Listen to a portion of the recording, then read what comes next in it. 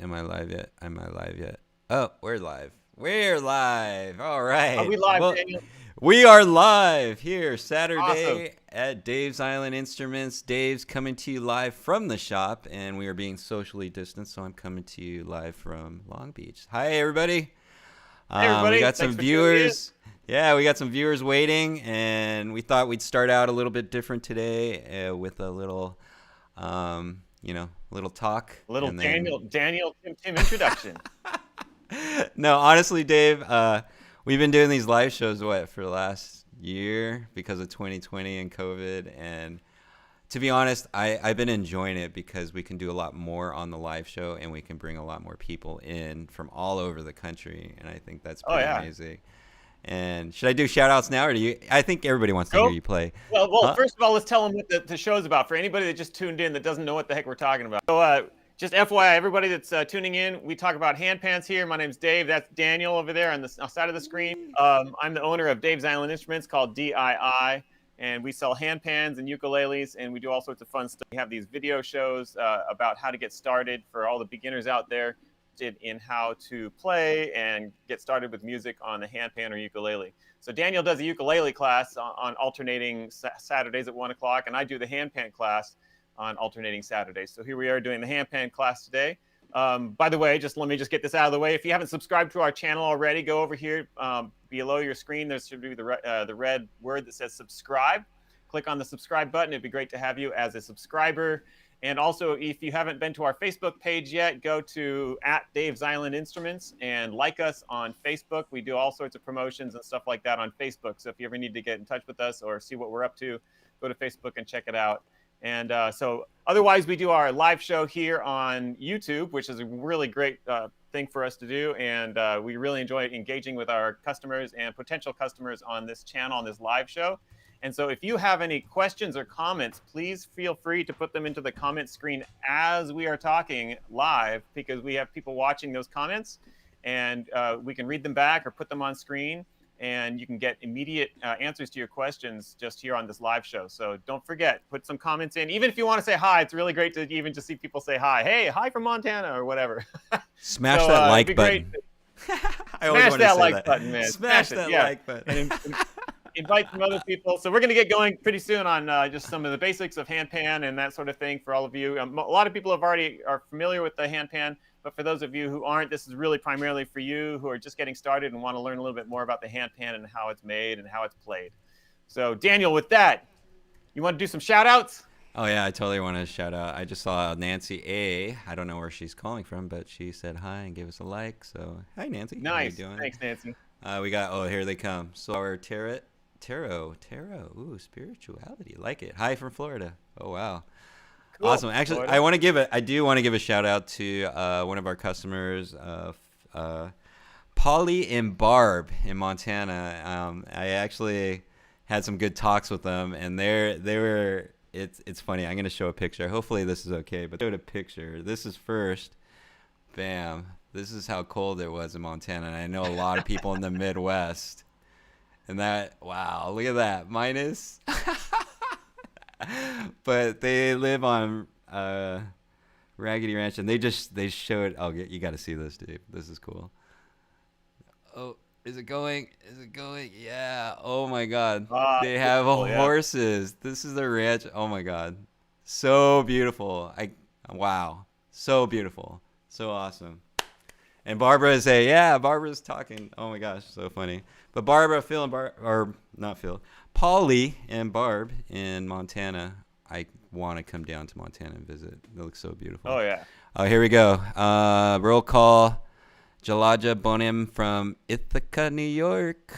Nice. Barbara Bland. Yay, you're there. David from Florida. We've got a couple people from Florida. He has a Genesis Low Earth. Awesome. Oh, well, right on. Okay. Keep the comments coming. But I know you guys want to hear from Dave. So, Dave, you want to play a little bit? Sure, I'll play a little bit, but and get into the discussion a little bit. But don't forget, if you guys have any questions for us, just ask those questions straight up. We'll get to them as we go through the whole little live video here. But yeah, let me just kind of give you the little introduction. I talked about me, about Daniel a little bit, but this is the handpan, and this is called a Luna Clarity handpan. It's got a clear powder-coated finish on it. It's really great for keeping rust off of it. You can pretty much play it in the rain if you want to. And it's a really great instrument. It's got a nice warm tone. Frequently, we have different models of handpans here. I don't have them surrounding me right now, but we've got a stainless steel model handpan. We've got the Luna Clarity model. We've got a Luna Satin model that has more of a satin, kind of a matte finish on it rather than the gloss here. And each one of these is a great instrument. They're all tuned to D minor, which is basically, we call it the sunset scale. Some people in handpan world call it the Celtic minor scale. And it's basically a D minor scale without a B flat in it. And you don't really need to know what a B flat is or not, but I'm just letting you know that's basically what the scale is. This instrument here, I have got some notes on the bottom too. It's got 3 notes on the bottom. I've got a F, G, and a B flat. So F, G, and a B flat there. And they actually are really nice. They kind of fill out a lot of the other parts of the D minor scales, which extends the scale to a larger, broader D minor scale. And so typically going to be talking mostly about the top shell notes and maybe kind of incorporating some of those bottom shell notes just a little bit, just to kind of get the beginner started. But that's our handpans. Like I said, most of our handpans have the sunset scale. Most of our customers, when I used to have just like a wall full of handpans in here, they were all tuned to different scales. People would frequently get confused which scale they wanted, but also they tended to really like the sunset scale that we offered. And so we decided at some point just to make this our exclusive scale here at DII. And it's really great for classes and for learning remotely, because it's all the same scale. You don't have to worry about, like, is this the right note? Is this the wrong note? Everything is on screen the way you'd be playing it at home. We've got online lessons, by the way. So today I'm kind of giving you a little lesson, but we've got an online platform. We call it the DII community. And if you wanted to join that community, it's a subscription-based kind of thing, and it's monthly. And you can go in and watch a bunch of videos. So I mostly do beginning videos here on the live shows, just kind of getting people started. But on the DII community, we're going to be continually posting more and more lessons and more videos on how to play and really expand your knowledge about the instrument. And a couple weeks ago, Daniel and I did a couple videos for the DII community.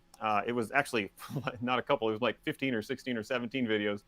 And I was exploring all the different scales and options and different melodies that you could not some scales and that sort of thing, the notes about the RS-12 that we sell, the stainless steel model.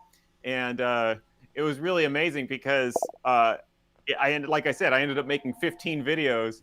And it was just so much to explore with that instrument. So the next thing we're going to be doing is a series of videos on the Clarity 11, which is I've got here. And I'm going to be exploring more of this instrument here and putting those up on the DII community. So it's really great. So, like, for instance, if you were to go to a local music store and take a single music lesson, they're usually about $30 per half hour right now, or up to $60 an hour for somebody to be teaching you one-on-one a musical instrument, whether it be piano, a violin, guitar, or anything like that. So our subscription is awesome because you can check in anytime. There's going to be like a ton of videos on there. Right now, we've only got basically a basic set of videos on there, but still, it's a great value for the price for just the 1 month. But the subscription service is going to be awesome. I think you're going to really love it. It's like basically lessons about the handpan. And you can really just cue in and figure out all sorts of cool stuff that you want to learn on that platform. So check it out. Go to our website. You can find the DII community on the services tab, or I think there's a little pop-up that floats down from the top that you can click on that to get more information. So check it out, DII community. It's going to be really cool. All right, so I was talking about the Luna Clarity handpan here, and this is a model of handpan that we make here at DII. I've been making it for quite some time. For anybody that's brand new to handpans, it's got a top shell and a bottom shell. They're glued together. The bottom shell has a big hole in it. This big hole is called a GU, G-U, GU port. And there's the little image on the screen. You can take a look at the terminology that's given to all of these things as I'm talking through it. So the GU port right there, it allows my hand to go in as a tuner to tune the notes, first of all. But also it produces a really cool bass tone. So you could probably hear it in the microphone right here.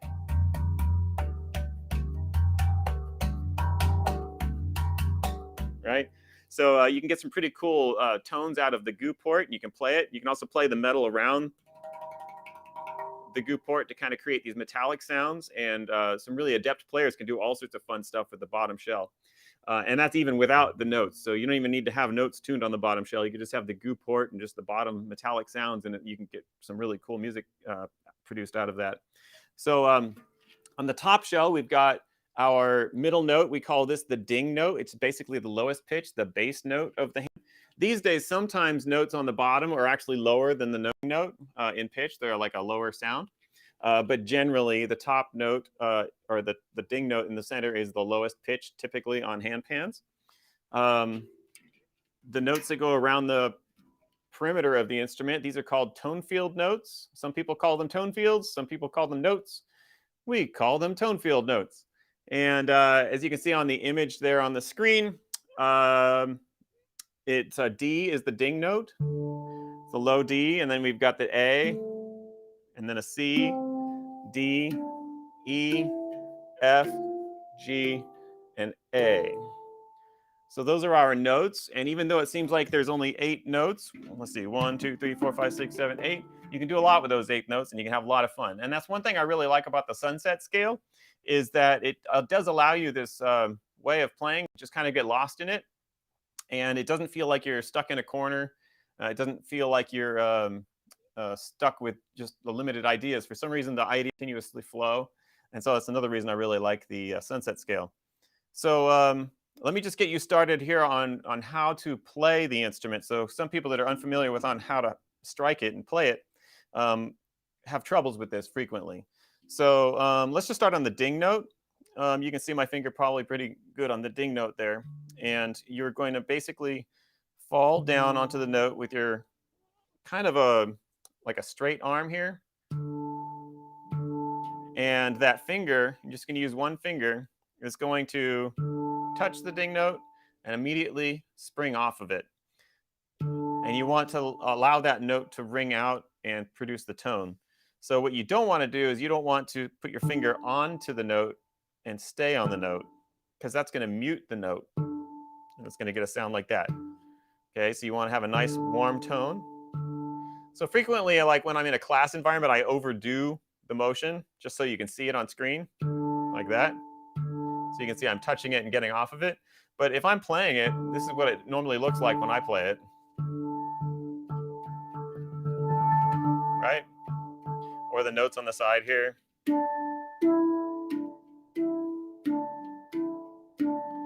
Whereas if I'm explaining it, sometimes I'll show this motion like this, like I'm moving my hand away from it and pulling the sound out. But really, I am just placing my hand on the note, allowing my finger to strike it, and then my finger kind of like a little bit of a spring-like action just pulls up just quickly and easily. It's not like I'm rigidly pulling it up with muscles. It just kind of springs back above the note about 1/2 inch. So with beginners, what I like to do is I like to suggest that we start on the ding note, because it's the lowest note. It's right in the middle. It's easy to see and easy to get to. And I just like to do an exercise where we're playing our right hand and left hand, 4 strikes with each hand, or 4 hits, however you want to call it. And so you can start by just doing your right hand 4 times, and then your left hand goes 4 times. And you can get familiar with just how to get the tone out of that ding note like that. As you progress, you can start moving to the notes on the side. So for instance, I would start over here on the D maybe with my right hand. So right hand on the D here, and then left hand maybe on the E. And then go back and forth on those for a few times. And this is just to get comfortable with how each of the notes respond differently. Because the ding note's going to respond differently to the touch than one of these notes on the side, and even the higher notes top. So frequently what I've heard from beginners is they say, oh my gosh, you have to hit the higher notes a little harder in order to get the sound out.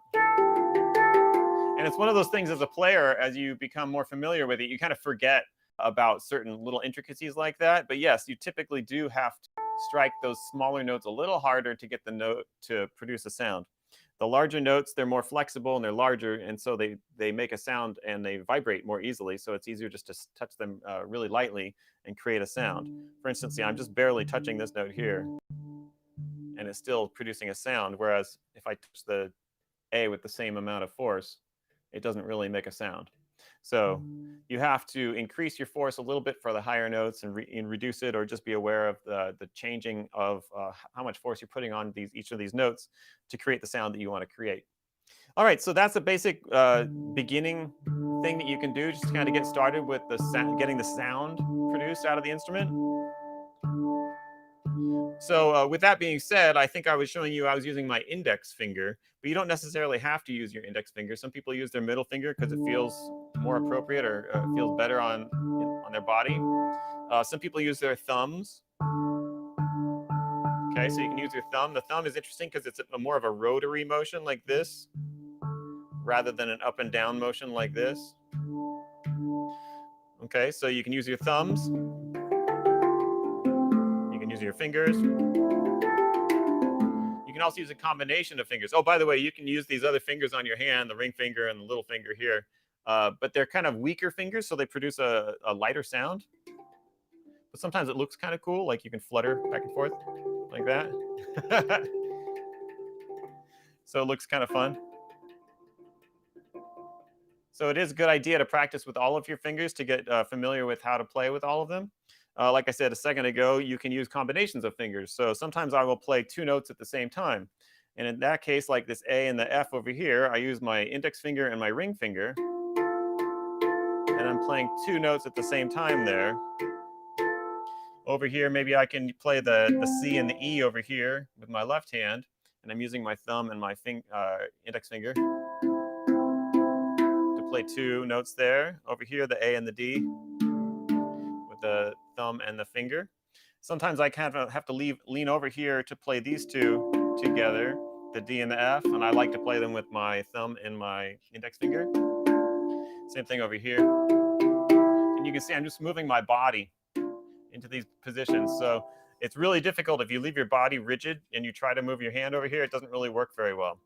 So go ahead and feel free to move your body into the position that makes it most comfortable to be playing those notes.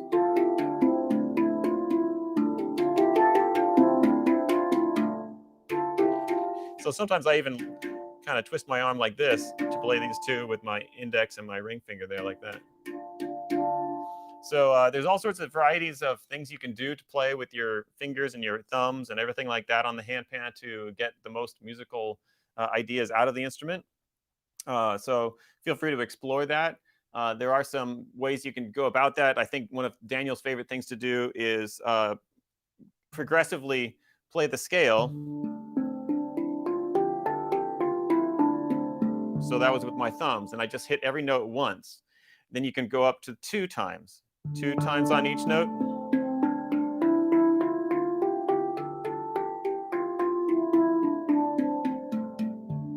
And then 3 times on the thumb.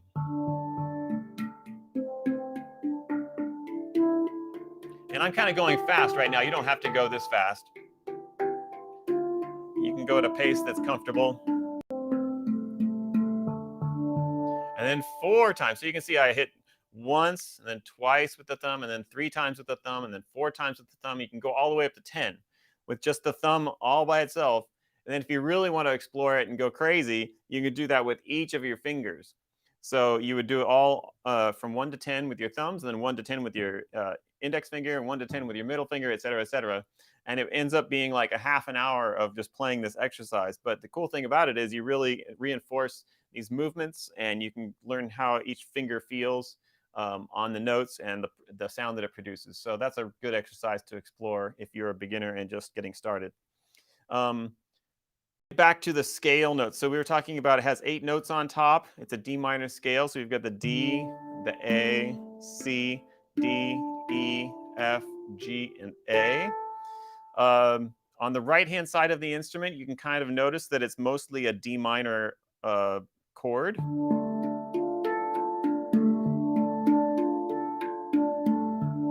So everything on the right-hand side of the instrument sounds good together. And if you go to the left-hand side, it's basically like an A minor So everything on that side sounds good. So if you go back and forth between the sides, you can kind of make some music just by going back and forth on the instrument. So now one thing I've noticed a lot of beginners do when they first get their hands on a handpan is they frequently put both hands down at the same time and play like this.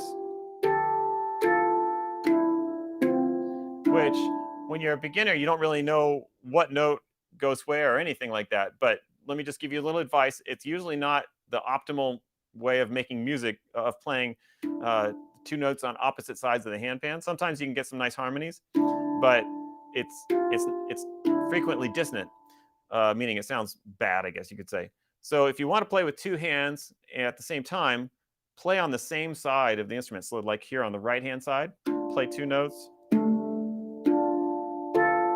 So the two notes that are next to each other works, or even a couple notes separate. Right? And if you switch to the other side, playing two notes at the same time.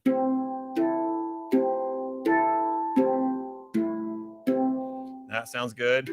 And then you go back to this side.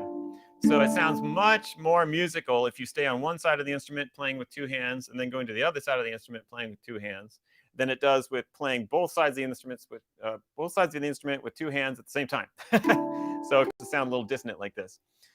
There are ways that you can figure out how to play interesting, unique harmonies together. Like, for instance, this kind of sounds cool. Those are fourths and a fifth there at the end. But that's something you could learn later on and as you get familiar with the instrument. So as you're just beginning and learning to explore the instrument, if you stay on the right-hand side, left-hand side, with both of your hands, you're going to get more musical ideas than you do if you try to play downwards like this with both hands on opposite sides of the instrument. All right, so that's one little heads up. Another thing is you'll notice that there's some space between the notes here. There's space between the notes. It's called the interstitial metal. So the tone field note is kind of an oval shape. You can see these oval shapes that are on there. Even the ding note is kind of an oval shape.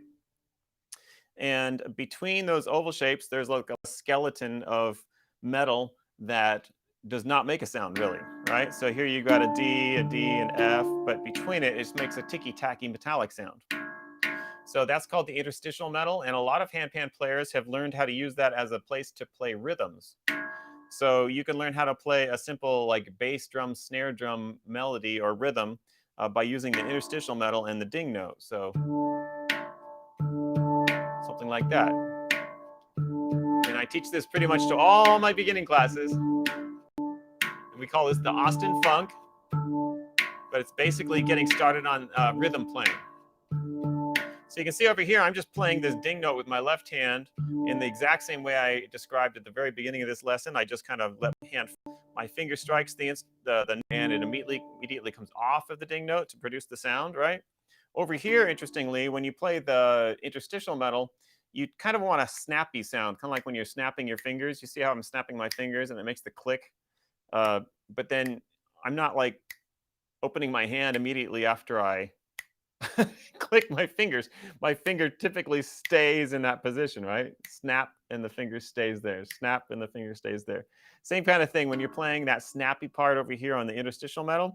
You kind of want that fingers to stay on the metal just for a second. Okay? So it's all pretty much opposite of how to play a regular handpan note. A regular handpan note, you're going to strike it and immediately come off. With the interstitial, you want to strike it and stay there and kind of force it into the metal a little bit. It gives it a nice snappy sound. So you have to practice both of those and get used to both of those two methods slowly but surely.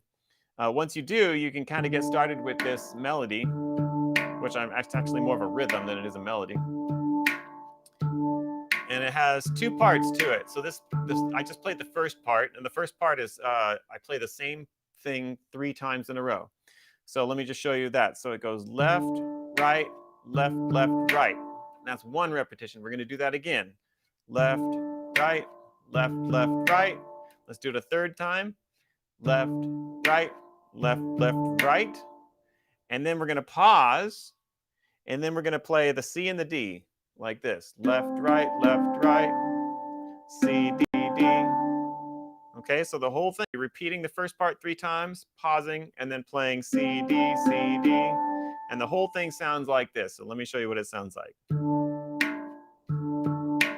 2,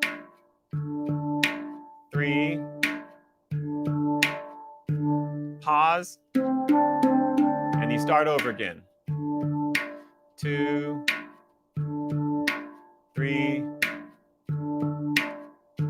pause, left, right. So this is called the funk, and I really like this one to teach it to beginners because typically people pick up on it pretty fast. And also you can learn to talk and play at the same time. So as a beginner, one of the things that you want to do is you want to learn how to kind of be able to talk and play at the same time. So when you get your first gig at a coffee shop, you can say, hey, everybody, please put some money in my tip jar. That's the whole point. So that's the Austin Funk, and it's a really great little template just to begin your rhythm playing on the instrument. You can learn how to play that rhythm and then incorporate it with different melodies. So for instance, if you just want to take a part of that.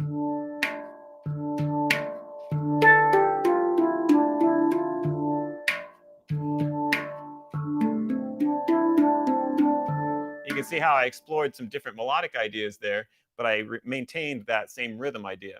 So that rhythm is a very popular rhythm. You can just incorporate it with different things and all sorts of fun stuff like that. So that's how you play the Austin Funk. Let's see if there's anything else. Daniel, do you have any ideas for us?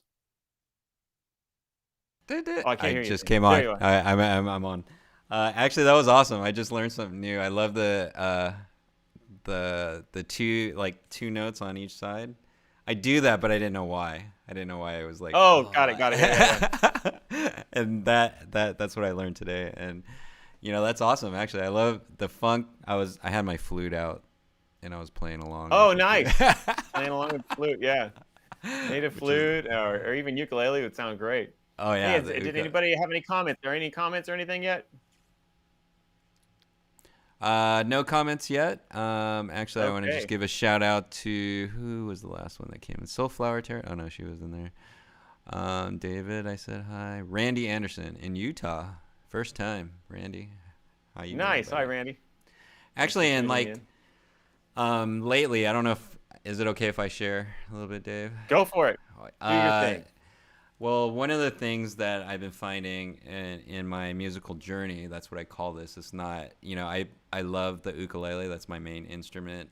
Handpan is right there. Actually, I'm practicing on how to play together. And once I get a looper, that's going to be fun. But you can do call and response with the ukulele and the handpan, like go back and forth, which is really fun.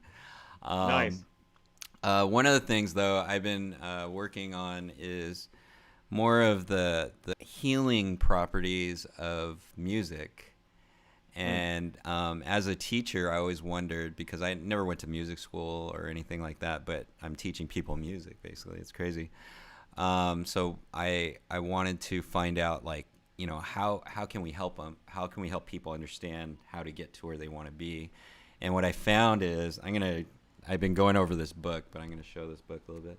Music Medicine, and this works really well with the handpan because this lady right here, Christine Stevens, she's very famous for drum circles, and there's so much good information in there on how to meditate with your handpan, how to be, I don't know, it's pretty amazing, but there's 4 steps.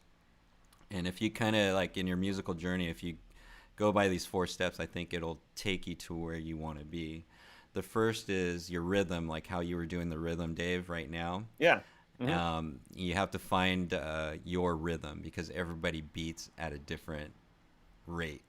What is that saying? Yeah. Everybody beats their different drum. Well, they do, and Sure, everybody has their own thing.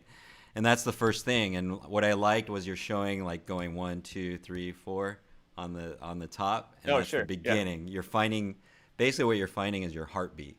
You're trying to find out, like, how your heartbeat beats. That's where you get your rhythm. And then what you do is you practice. Go back and forth. And you'll fall into a rhythm that's your own, which is really cool. Then next step would be to find your melody. You take that beat and you do different things, just like you were doing. You added that melody to that beat, which was really awesome. What you're doing there is you're learning how to play your song, which is because everybody has their own song, right? So you go on to that step. The next step would be to harmonize. So, like, either harmonizing yourself, there's, like, after practicing, what I find is like you're basically connecting your brain, your physical body, like doing the drumming. Like your mind and your fingers are one, so you're harmonizing. Does that make Yeah. sense? Oh yeah, yeah, Or yeah. you harmonize with other people by sharing your music, whether you're going to teach, whether you're going to perform, whether you're going to do whatever. And then after that there's silence, because you can't have music without silence. It's crazy. And that's where Right, your right, right. meditation comes in effect. And as I learned this, I go, oh my God, the handpan is the perfect instrument to do that. Because what I find as I share the handpan with people, and as they play, everybody has a different sound. You can hear it. Can't you Oh, hear it, Dave? absolutely. Yeah, Yeah, yeah. yeah. It's amazing. You can have somebody play the same instrument and it sounds different when somebody else plays it. It's Oh amazing. yeah, it's amazing. And right now, that's what I'm gonna come up with. Like the sheet that you see on the handpan basics, I want to come up with something for, hey, this is a guideline to where you want to be on the handpan, and it gives you a path, and then you just do these things in these paths, and it'll get you to whatever that goal is, that harmony that you're Yeah, looking for in your life, which is awesome. yeah. Speaking of, you were talking about silence. The opposite of sound is silence or whatever. Yeah. That's another thing I really like about the handpan, because a lot of people, when they get it for the first time, they just feel like they need to play fast and play all the notes they can and da da da, constant sound. But it's one of the really coolest things I like about the handpan is just to let it ring and just to give it some space to breathe. So you can play it and just wait for the sound to die out, and then play another note after that. Yeah.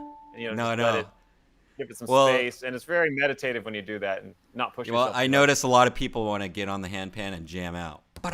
Like they want to go really fast. Yeah, But the thing yeah, is, you have to hear every single note, and then when I tell them to slow down, they actually get faster, because once they start hearing the notes, then that's what they're looking for, and then they leave the space. Actually, I would just who's that the pianist that just passed away, Chick Corea? Chick Corea. Yeah. Korea, yeah, yeah. There was this. I saw on Facebook they had one of the things, and he was talking about that is silence, learning how to use silence in your music, Oh, and sure. Yeah. and I've heard that the great ones use silence to the greatest effect. It's like Oh pretty man, awesome. Miles Like, Miles Davis was a king. yeah, Miles yeah. Davis could use silence and notes. He could just, oh, it was amazing. He would I just think it's play the like one or two notes, and it would just be the Yeah, best yeah. sounding thing you ever heard. Well, we have some comments here. I'm gonna put this first comment, and we'll just read it. Let's see. This is from Mayeda. Pan, yeah, add to broadcast. Here we go. Wow, that's big. I'll read it to you, Dave. I know you can't read it. Oh, hold on. I'm trying to shrink it down a little bit. I knew about deciding handpan in two, the right and left, but the idea of combining the two tones from each side was a great tip, even though somehow knew it. It made my composition better. Yeah, Actually, I was just saying that. yeah, But it's interesting. Yeah, sometimes you kind of intuitively know, like over here sounds better, but you don't know why. So, yeah, but that's yeah. why, because all these D minor notes are here and the A minor notes are over there. So yeah, No, it's hilarious because I've heard it from you again, but then it just dawned on me why just that minute while I was watching you, Dave. That's so funny. yeah, yeah. So that's why you got to keep on programming your brain. It's kind of crazy. Thank you, Yep. Maeda, for that. There's also another question. This is from Randy, and he says, "I'm a past drummer, Dave, Hmm. and my career worked the wrist hard. I'm having a bit of a wrist pain now. Is the pan easier on the old wrist than drumming with sticks?" Actually, you're the perfect one to answer. I go, you're the perfect one. To answer. I'm a drummer too, and I've been Yeah. hammering on things for ages and ages and ages. So yeah, I've got a little bit of a trigger finger on my middle finger and everything. So I've got some little issues with my hands too. I don't specifically get pain when I play, so I'm not sure if it's the same, a different motion, same motion as playing drums with drumsticks. I would assume it's slightly different, and so I'm not sure where your pain is, if it's in the wrist or if it's in the fingers or whatever. And I'm not a doctor, so I'm not giving you medical advice, but I'm just like kind of giving you the idea that it might be a slightly different motion, and that slightly different motion might not give you the pain that you've experienced playing other instruments. So you'd probably kind of have to explore it a little bit.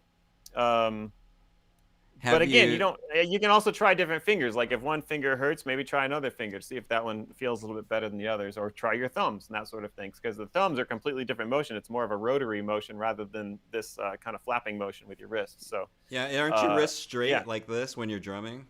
So you they would can be. get, Yeah, it can or be. do But you there's do frequently loosen? like this motion Oh, they're here. doing that motion. Yeah. Yeah, frequently. So, Mm. um, so it might And be similar motion, but like I said, if you try it out using your thumbs, it might work out pretty well.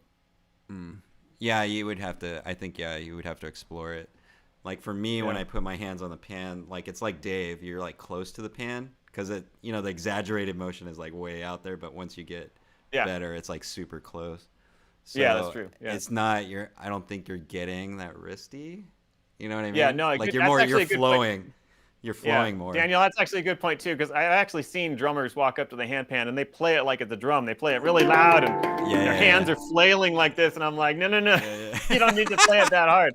It's a very small, deliberate motion, and yeah. it doesn't have to be loud either. So it can be very pleasing instrument to get started with, and it doesn't even need to be loud.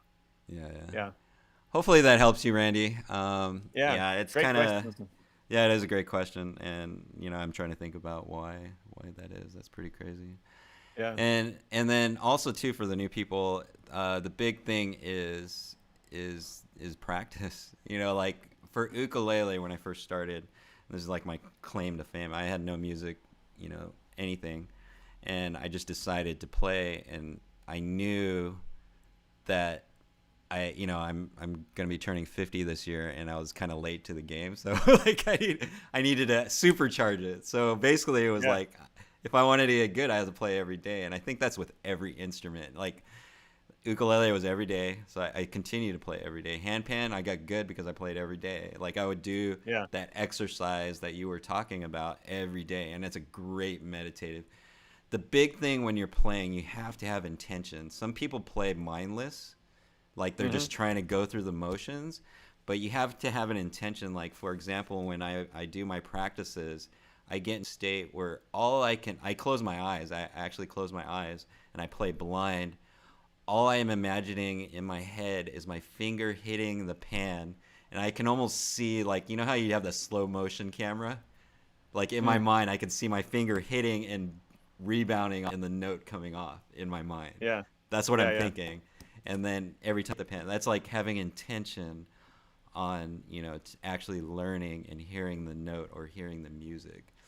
And yeah, that just goes back to what I was talking about, finding your rhythm, yeah. melodies, finding your song. That's where Yeah, that comes it's from. really true. Yeah, you got to allow yourself the space, especially as an adult, to sound like yourself and not try to sound like somebody else too much. Because try to sound like somebody else too much, you get frustrated because you can't sound like them because you're not them. So you Right, just got to right. do your best to like just allow yourself the freedom to sound the way you do, and obviously improve on that, right, and get better as much as you can. But just Yeah. allow yourself the freedom to have your sound, and sometimes that's a new idea for a lot of people. No, it is, and that's what I'm finding. This is so awesome. Like honestly, working with Dave and sharing the handpan with everybody, it's a whole nother experience. I believe, Yeah, and when people actually play this, the thing is, they have music in them that's just burning, and they're trying to find ways to get it out. yeah, One could be through the yeah, handpan, one through ukulele, but also one of the things that it says in the book is that like either you can learn to be or play an instrument, or you can be an instrument. And Dave, I think for that right there is like you, Dave, are musical. You're just mm, that you play all kinds of instruments, stuff like that. You are an instrument. You understand? yeah, right, yeah. Dun, dun. Yeah, the And one thing Rand, I wish I would, oh it's funny, in my own musical career, the one thing I wish I felt more comfortable with is singing. I mean, I can sing, I do sing, yeah, but like my wife, for instance, she is just like a bird. She just sings. When she's happy, she just sings, and when she's sad, she sings. Doesn't matter what her mood is, she can just sing, and she just loves it. And I she always has think to amazing myself, wow, voice. that would be so cool. Yeah, yeah, thank you. But it's interesting. I found the thing that I feel comfortable with is using my hands and Yeah, getting yeah, yeah, myself involved with music on an instrument. yeah, But yeah. I've always thought, wow, that'd be so cool if I could sing. And so who knows? One of these days, maybe I will, incorporate that more. It's just one of those I've things. heard you get sing, Dave. You sing. Come I on. know. Yeah, no, like I said, it's not like I can't. It's not like I can't. It's just an interesting thing. Wow, I feel more comfortable just generally playing musical instruments that are not my voice, whereas my wife typically feels more comfortable singing as a voice. And basically, like you're saying, your body is your instrument, and you like figure out how to make that body work. Yeah, how to make it work. Yeah. Actually, it's crazy because I found, even though I love the ukulele. It's just I'm very interested in other instruments. You know what I mean? Like if I see one, I'm like, whoa, I've never played that. I want to try that. You know what I mean? And then sometimes it goes. Yeah. Like right now, I have my flute. I was sitting here playing my flute with you. Yeah. All year. And then just little different things. Like we have a piano now. Like it's crazy. Like our whole front room turned into music. It was crazy. Yeah. No TV. Yeah, it's interesting. Like we're going off on a little bit of a tangent here, but I love this. This is a great tangent. Yeah. So, like for instance, my wife, if she was to play handpan, she might not play a bunch of scales or anything. She might just play some simple harmonies or like a simple rhythm, and then sing along with it. She would sing. So it's an accompaniment instrument at that point. It's not the primary instrument. The primary instrument would be the singing, and then the handpan would be accompaniment. And then some other people, like maybe myself, would play more melodies on the instrument and then less singing, or maybe not sing at all, because that's the primary instrument here. Right. And it's interesting how you can use just the single instrument in different ways to create music, and however it fits your personality best. Yeah, I'm amazed because like there's so much. Like even like we had this conversation as we do the live shows and as we teach more, and they say like teachers learn more than the students, but right. Actually we are, and we're finding different ways as we do all this teaching. We're finding different ways how to present it to people and make it easier for them to actually play, which is I think is like super cool. And and like list like the videos that I was doing, like that I'm working on right now. It's pretty fun because the scales. Ooh, you were doing like the scale thing and combining scales, and I was just like, oh my god! If you get that realm, it's just a whole nother game. It's like, it's the same pan. Yeah, it's the same thing. But after you study some of these scales, all of a sudden the rest of the instrument makes more sense too. That's where that one is, and that's now it all makes sense together. So studying all these things is really helpful. Yeah. So my journey is like basically get techniques down, like the finger strikes, boom, get a good hit, and then you can start exploring all the other, because you have all the like sing the ding, echoes. Yeah. You have all those other different things. I put like when you do that wah wah on the top. Oh my god, that's so awesome. Fun stuff. Yep. But all right, well, I think we're going to wrap it up. I think that's going to be our show for today. Daniel, do you have anything else to say? Any more shout outs? No, I'm just like Polly and Barb, all the people that joined us today. I'm glad you guys are on. We're continuing to, create more content. Oh, we have another question. Here we go. Lisa Danovich. Hey, Lisa. I came to inflate. Is there a book on handpan scales or an exercise to practice? Good question. Not yet, but like I said, with the online lessons that we're creating on the DII community, each one of those lessons, the video lessons, we have music notation that goes along with it in a PDF file that's downloadable. And so we don't have a lot of this stuff up yet. Some of it's we've got it started, but as we continue down the line and create more and more lessons, you will pretty much be able to create your own book from all of the PDF files that we have that are downloadable on that platform. Check it out. You're going to enjoy it. I think it's going to be a lot of information that a lot of people are going to be able to use, and with a lot of resources in a lot of different ways. Because I'm trying to cover the bases as far as how people interpret and learn information. Some people learn off of the page and they read it, and some people want to watch it, and some people want to listen to it. So we're trying to cover all of those bases. So hopefully it'll be helpful for everybody. Yeah. No, nice question, Lisa. Thank you. Yeah. Excellent that's like, the community is pretty awesome right now. And like, one of the things too, it's so new. People are coming up with like different ways. You'll probably see like other lessons, and they have like these number systems and all this other stuff. One of the best things I saw was we had a customer. Did you see that one day he came in? He's all, I wrote some music. And when I looked at it, it looked like constellations, and so he was just writing shapes, and like it was actually really cool because it was almost like a whole nother system. Like if you see a Z, Oh yeah. that means you're gonna go boom, Yeah. boom, boom like that. And then I just go, wow, that's an interesting way to do it because you could just do those symbols, like just like a Right. picture graph, like going down, and you're like, oh yeah, that'll make a song too, which is That's a good cool. point. Yeah, Yeah. like I'm like, yeah, Yeah. that's really cool. So there's different ways. I teach people like shapes, like do 3 triangles with 4 squares, or something like that. And then Right, they look yeah, at the yeah, pen, they're like, oh, or do 5 stars with 3 squares, like whatever. It'll sound, it's like once you get it going fast, it sounds like a whole nother thing, which is like, Yeah, super no, it does cool. make sense visually because it kind of looks like a square here or like a little triangle there. Yeah, it makes sense. Yeah. Yeah. Lisa said it's snowing in Whidbey Island. I think she spelt it wrong, but Whidbey Oh, Island. Whidbey Island is up in Seattle area. No, up in Seattle. Nice. Seattle? Yeah, I think it's about Seattle. Barbara Portland, says but I think it's it's negative 30 in Montana. Of course. Awesome. No, they said, I was talking to Paulie. I go, do one of those shots where you get hot water and you throw it in the air and then you take a picture.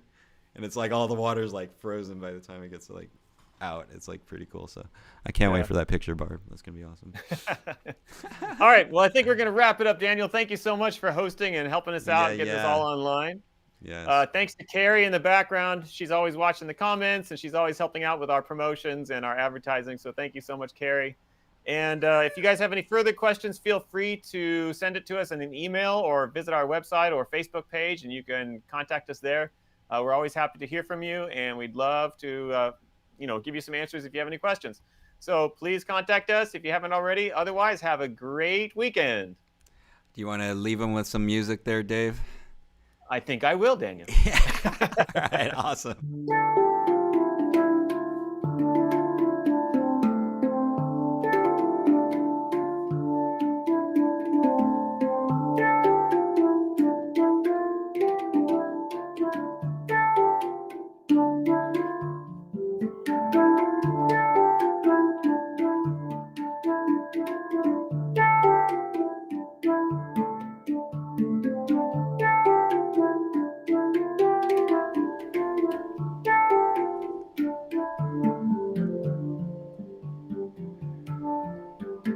Thank you, everybody, for joining. We will see you in a couple weeks. Namaste, and don't forget to breathe.